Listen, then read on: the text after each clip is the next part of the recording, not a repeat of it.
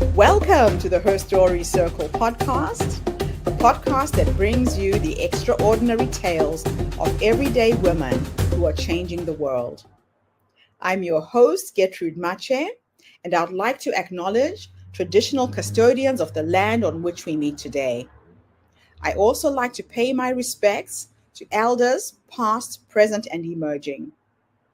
Every week, we dive into the lives, challenges, and triumphs of women from all four corners of the globe. We're here to inspire, enlighten, and connect, sharing stories that uplift and empower. So grab a cup of coffee, settle in, and join us as we explore the incredible journeys of women shaping our future. This is Her Story, where every woman's voice matters. Hello, everybody, and welcome back to the Her Story Circle. This is Gertrude Mache here in beautiful Melbourne, Australia. And today I am graced with the presence of yet another fascinating woman. Welcome, welcome, welcome to our tribe. Please tell everybody your full name, where you're based, and share your story with us today.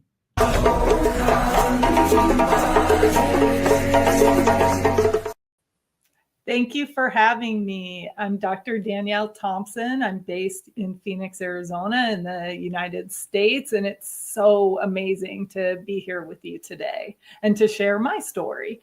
My story started in Bayonne, New Jersey, also in the United States. I've spent my entire life here, unlike many others on the podcast who have gotten to live around the world, gotten to travel a bit, but not as much as I'd like. So hopefully someday I'll be able to see the lovely Melbourne, Australia. But my life has been a wonderful tapestry of ups and downs and craziness and messiness, and I've learned from it, resiliency, failure, triumph, which builds your resiliency. Most people oftentimes are very interested in how my journey has been in my professional space, because I started out pretty tumultuous early life, like many others, but had a child very young. I was 16. It was very as you can imagine, a rough start to not quite an end to my childhood, needing to kind of jumpstart my adulthood, but had responsibility to another human being. And having that both probably saved my life, but also it gave me, I needed to figure myself out, which I hadn't up until that point. And so that journey of needing to find myself and what that meant for not just me, but for my daughter and for others that were in my life, has really been ending up being kind of my life's work. Not only to find myself and grow and develop, but then how can you help other people to do that as well? And so I found my way early on through education and trial and error and trying to take advice from people, and when it wasn't right, and all kinds of things that many of us have experiences. You know, our family expects one thing from us, society and others might expect another thing. You want something different, and how do you find yourself? And in my particular case, how do I do that with also making sure that another human being is growing and thriving when I don't know how to do that for myself? And so it was not the easiest of paths. Mine is not a linear journey so much as a journey of hills and valleys that have gotten me to where I am today. But education early on really saved me. It helped me to explore what I loved. It helped me to explore what didn't really fit for me. I've tried it all. I have a background in the natural science. I have my first degrees are in biology and minored in chemistry. I thought maybe I would go to medical school because my brother did that and made sense to me and seemed like he was happy. But that really wasn't my path, and went into education. And education really felt like my path because it combined things that I'm naturally passionate about, along with this continuous ability to grow and learn, which is a requirement in that role. And it was very successful in that field. And most of that time worked with people that would be considered non-traditional, like myself, and found my niche in innovation. Worked my way up. I kept learning as a traditional academic. I had a PhD, worked my way through a PhD, but found my space more in this non-conventional, non-traditional, what would be considered at one time non-traditional students, but now is I think most of us are non-traditional in some capacity, or can be defined that way. And so really learning how to personalize things for people and how to allow their best selves come in to fruition, how they can use their best selves to find success, really became not only what my passion internally was, but drove external success for me. Most recently, then, kind of was able to kind of take that to the next space when I was ready for a change in my life, and thought, how can I jumpstart this again? And went back to my roots of social science and trying to learn and understand how we can all make a difference in this world, because the world, my own personal world, was changing along with what I was seeing externally in the world, and I wanted to be of service in some way. And that ended up, we co-authored a book this year with my colleague, Dr. Hal Sun, who's a data scientist and an economist, and we created the Seismic Imprint project, where we talked to 50 amazing people who, much like yourself, where you're sharing stories of people. We wanted to hear their stories and how they were making an impact in the world, and see just the real deep imprint that they made on others and that they were involved with, and the world at large, how it helped themselves and how it helped other people. And so I'm just so excited to share that journey with you today, and looking forward to the conversation. Fantastic. Danielle, thank you so much for sharing your story. You know, it inspires me when I meet other tribal leaders who have created movements and making a ripple effect in the world. But what I really want to delve into is for you to tell us about your journey with Seismic Imprint. What inspired you to create this movement? So I was really at a crossroads myself again. Right? So many of us, and so many people on your podcast specifically, have maybe lived several lives in this one lifetime, in a really great way when you look back on it. Like, even the times that were difficult, you meet people, you learn and grow. But I found myself in that place again. I think, like many people right now, being here in the US, politics is very divisive. There's a lot of I found this space of not feeling community between people were very divisive. There's us against them for all kinds of reasons. I was really kind of disillusioned with some my career. I felt like I've done the same thing for a really long time, and there was kind of losing the passion for the specific roles I was doing, but very, very grateful to them. I'd kind of risen up in corporate America in both traditional and non-traditional educational spaces, and done very well for myself. So, nothing negative with the space, just kind of had felt a new iteration coming on, if you will.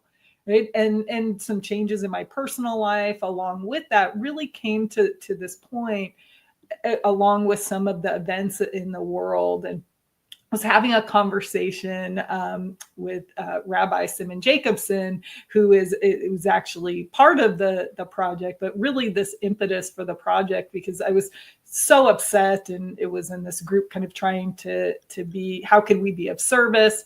And he was like, everybody needs to find that for themselves, right? Here's some things other people are doing, but you have to find that out for yourself, in not a dismissive way, in a very supportive, what is your way? So I had to kind of go back and think about it, and found my way was to try to learn from people like you, people like others, people like the people on your podcast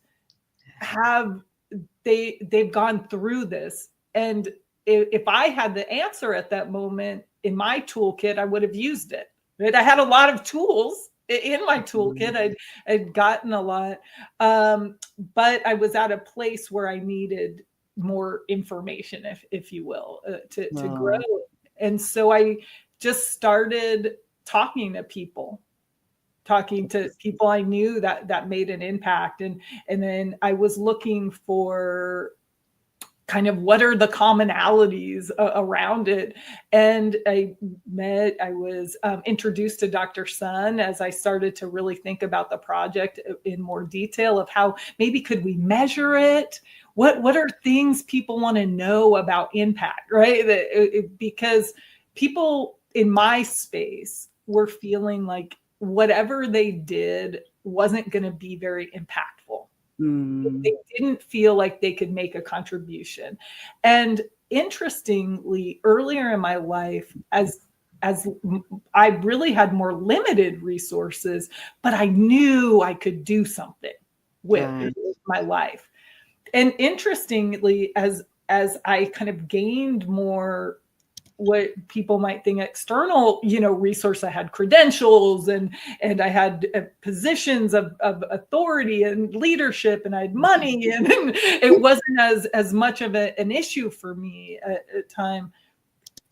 I was feeling that same thing, interestingly, and so we thought about, should we measure it? What should it look like? And we figured we would kind of find out through talking to people. So it snowballed. He was like, let's do it. Let's figure it out. Let's look and see what we can do. And one thing led to another. And there was, 50 amazing people that were willing to kind of sit down with us for 2 hours and take a survey and tell us about them and why they think they did the things that they did and what it meant. And so it was really an amazing journey for me. So can you define seismic imprint and why it's important for individuals to recognize their impact in the world? So seismic imprint came out of what we were originally calling the Impact Project, right? How do you make an impact? But that's been so used. And so actually one of the participants, Lewis Henry Mitchell is his name, during his interview, he talked a lot about the kind of these seismic moments, and he kept using that term, and it stuck with me because there are some things that just are greater, right? You feel them. They're more impactful. And it was such a great word. So I spoke to him again. I was like, do you mind if we use that and change it up in some way? And then the idea with imprint, it was about you're leaving your imprint on the world. And that's different and it's unique, because that was the findings in the project. I was kind of looking at the outset, I was like, what are the steps? What if all of these people, what did you do? And there was a lot of similarities. There were definitely traits amongst people, but really it was how people did shape it very uniquely, like your fingerprint. Putting your fingerprint, your distinct imprint on this world that is really only for you to do.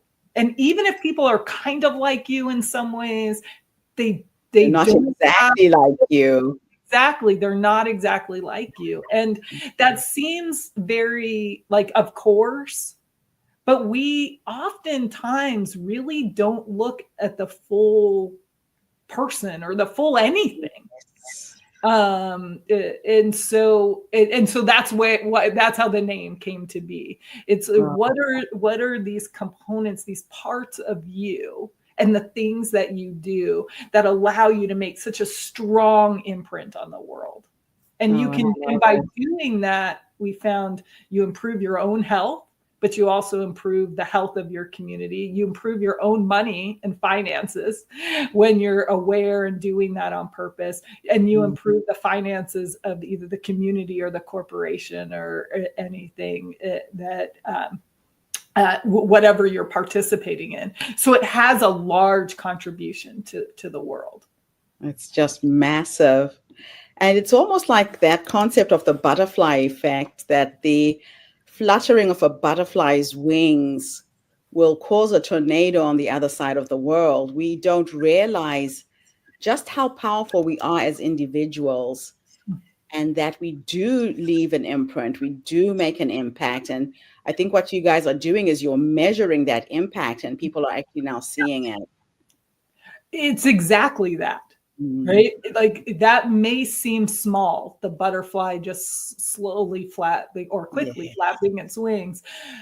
That's one of the things that we did. So we took all of the things people did, and we looked into, okay, well, what we did, kind of find what would make larger impacts. There's a lot to unpack in it. So this book is a very kind of introductory, this was our process, this is what we found.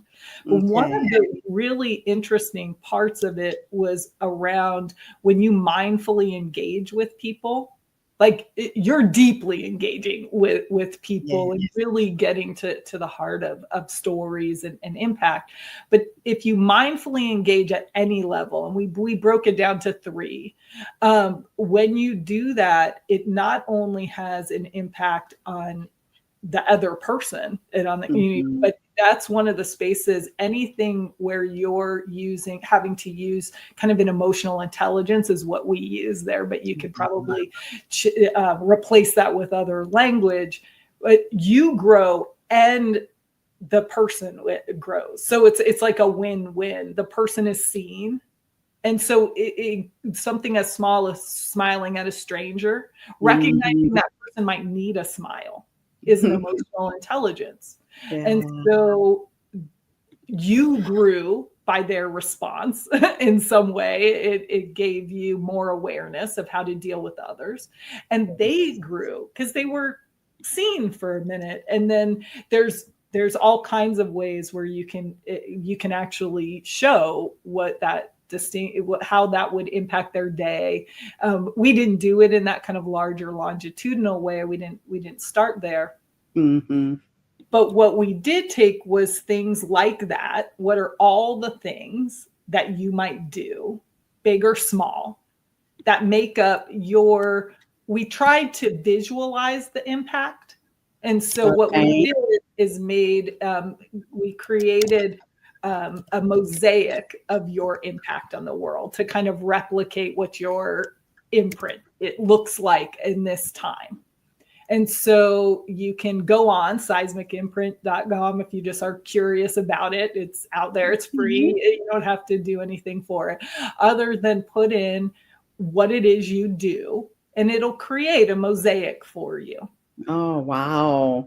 So you can actually visually see the impact you are making in the world just at your fingertips. I love that. Now, your project emphasizes resilience and purpose. Mm-hmm.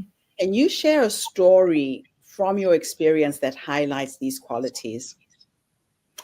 Yeah, my own personal story of resilience and finding a purpose in life, and how that really makes you feel. It really helps you overcome so much. It strengthens a resiliency I found in myself and stories from other people. There's the interesting way in what we spoke to several people. Most people were very resilient, and that's how they got into the places that they were, but did it in very, very different ways. My resiliency came, fortunately or unfortunately, typically through struggle from very early on in life.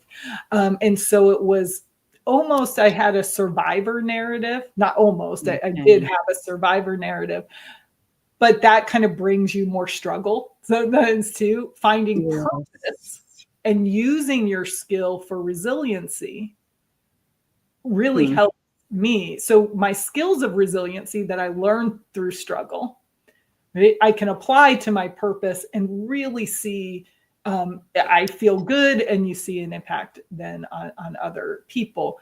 Yes. Others, their resiliency was built through support, actually, and just these incremental climbs of learning and growth, and a consistent purpose for the always applying it to their purpose of either it was just personal growth, to see what they were capable of doing in this lifetime. And others, purpose was in their job or in their families or in their home. They found a sense of purpose in their roles, and growth and expansion through that for themselves and others. Fascinating how the same trait is manifested so differently in the way people apply it as well, with difference. What challenges have you faced in growing Seismic Imprint, and how have you overcome them? So this is brand new. We did this research this year. One of the things that Dr. Howe and I decided to do, because it was a passion project and for others just to try to, show the world something. We chose to not do it through an academic press or through a publishing company. One of the reasons why was because we really wanted to show you can, whatever you have in front of you, you can do something with. Yes. So we put it up on Amazon. We did this. We're just starting with it, but the immediate thing was that a bad idea? Right? It's nice in its concept, but there's all of this already. When you give to a machine like a press or something, it can do all of the things for you. Right? But not everybody has access to that. And so part of what we were trying to do was what anyone can do and tell the stories of real people that have made an impact. You don't need more than whatever you have access to. The world's opened up access in so many ways. So that's something that we're currently looking. How do we tell people about this? How do we get people to try this out? Or we have set up an AI that will create this mosaic for you if you're interested in seeing what your personal what it might look like, right? And it's just elements connected to things that you do, but it gives you the symbolic meaning of this is what your picture, what your image looks like right now. But that's been, I think, us doing it ourselves, right? It doesn't have the polish. It doesn't have the that kind of marketing gloss that it might have. It'll be a work in progress, I guess. So your movement inspires individuals to reflect on their potential. So what practical tools or exercises do you recommend for someone starting this journey? So we have several different options really through the stories of other people. But for everyone, it was really to the point in which they were really aware of the impact and making purposeful impact. Okay. There was a start with themselves in some way. And they had to know what they could contribute to make an impact. So people did that in kind of, if you take mind, body, spirit, some people started with the mind and they were like, let me understand myself. Okay. Some started with the body. Let me get myself in shape, let's say, or let me get myself or overcome something physical. There's a professional soccer player that's and so really set out a program for himself very early on to kind of how to meet goals. But it all had a combination of something that eventually got to those three things. So, and when I say spirit, I'm using that word because it's at least in the US, you hear that a lot, that kind of mind, body, spirit connection. But there were atheists in the group, people that were also they came through things through Christianity or through Islam or for Judaism. Or none at all. But there was an idea of a connected piece that they were part of a whole that they wanted to connect to. And so, and some started there. Interesting that awareness of others and helping others. Yes. This came up quite a bit with some of the parents. Wow. It was through their connection either to their children or their community that brought them to themselves. That's so interesting. Yeah. Now, you focus on empowering individuals to take intentional actions for transformative change. Can you share an example of this from the work that you're doing or from life? Yeah. What we were trying to do is also show how all the actions you're probably doing, if you do them mindfully and with purpose to help others, then you're going to get there. And so everything from, like you said, smiling to a stranger, to giving somebody, there were some people that just would make sandwiches for some of the people that were unhoused that lived near them, and they would just kind of go and drop them off. So there's things that are like really intentional in terms of being of service. But also a lot of things in the workplace came up. So people that made a large impact, let's say, were just very well aware of other people's maybe fears in the workplace. Okay. And so one person was really interesting, got into change management because there was a lot of change in their company. Right. And realized that they could help people because their empathy, they really could feel the stress, and they had the ability then to communicate that to others. They also had access to people in levels of authority. And so they kind of acted to help others and to be of service, not really initially realizing that they were being of service, just were taught. Yeah, well, inspired by others, but also trying to feel more comfortable in the workspace. Okay. So because they maybe had, could feel the energy from other people a little bit more Yes. when they were stressed, it really stressed the person as Oh, well. But in that stress, they realized I can help. I can help alleviate this. So that yeah. was an interesting finding that it wasn't it actually often didn't work when you were trying to not do something for yourself. So if somebody's over giving or Yes. overdoing or that wasn't helpful to the person that was receiving it, and it wasn't helpful to the person Who's um, giving it? it was even if you needed something, you didn't feel good about the exchange, like it felt like it Yes. was burdening someone, which really resonated with me having I had my daughter in 1989, and in the US at that time, public schools didn't want you to stay in school, and so I was sent to another school, Mm. and where people were trying to that was said things were for your benefit, but it wasn't, and it didn't feel good, and so this help you were Mhm. receiving wasn't really help.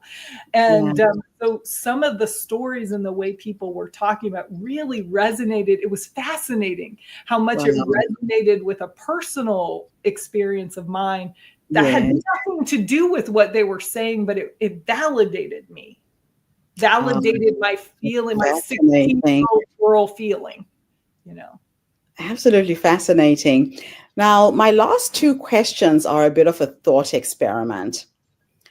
In the one, I'm going to teleport you into the past, and we're going to go and have a conversation with the younger you, that young girl who found herself a mother at a very early age, having to figure things out.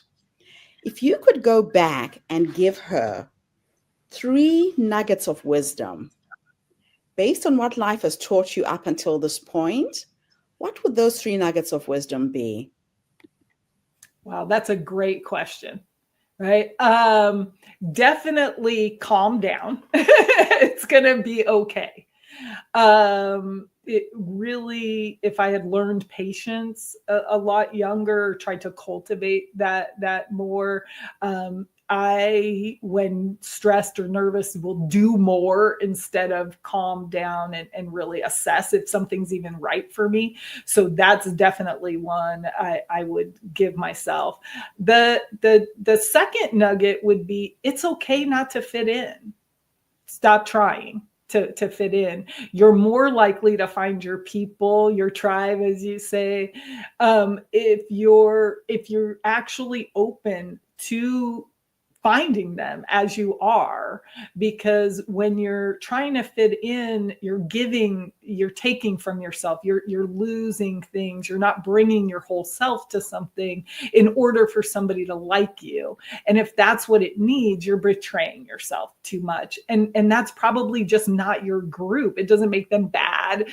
It doesn't make them anything or so much better. It means that's probably not where you're supposed to be. So I need to calm down and then not try to fit in and be something that I'm not. Being okay with being who I am and letting that naturally happen where you find the people.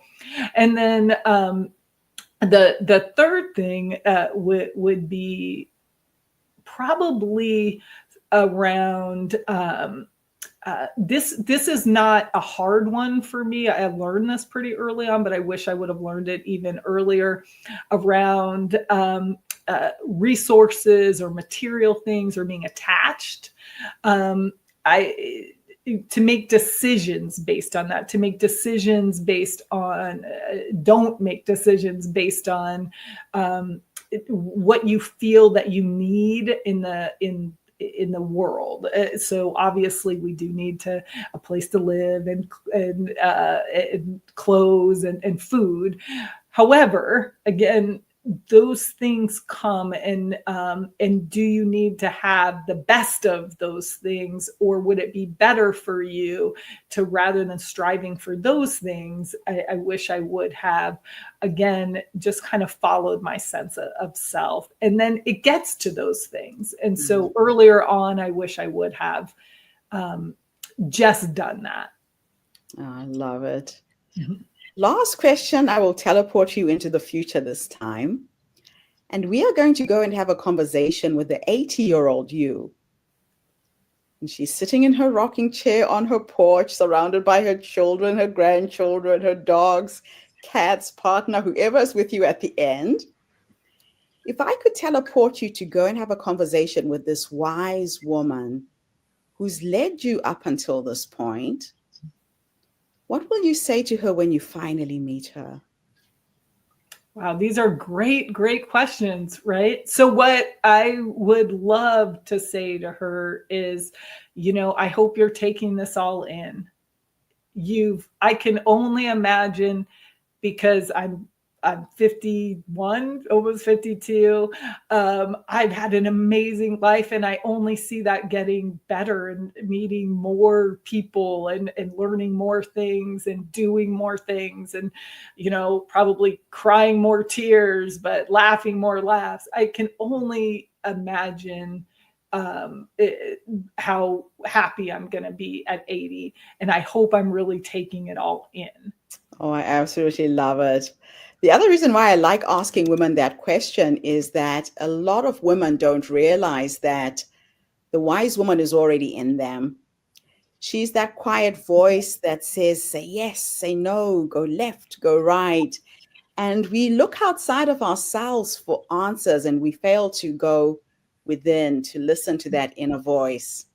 So thank you for listening to your wise woman and bringing this amazing platform to the world. It's incredible what will happen when you reflect back 5-10 years from now and you see the impact of what this work has done. So I'm really excited to have found you. I look forward to following your journey going forwards. But thank you so much for this interview. Thank you. It's really been so much fun and so nice to meet you. And thank you to everybody who tuned in today. The Her Story Circle is not just a podcast. We are a social impact movement that brings you the stories and voices of women from all over the world. We share our stories to uplift you, to inspire you, to energize you, but most importantly, to take you from where you are now to where you're trying to go. So tune in again tomorrow when I interview yet another amazing guest. In the meantime, have a fantastic day, morning, or evening, wherever you are in the world, and bye for now. Thanks again for the interview. Thank you. Thank you for tuning into the Her Story Circle podcast. I hope today's story has inspired you to believe in the power of our stories and the difference you can make in the world when you use your voice. I'm Gertrude Mache, and it's been an honor to share this space with you, where voices from all walks of life come together to weave a rich tapestry of diverse perspectives. Don't forget to subscribe, rate, and review our podcast to help us share these stories with more listeners. Follow us on social media by looking for the Her Story Circle podcast for more updates. And join us tomorrow for another episode filled with courage, resilience, and empowerment. Remember, your story matters, and together we're building a stronger, more inclusive world. Until next time, keep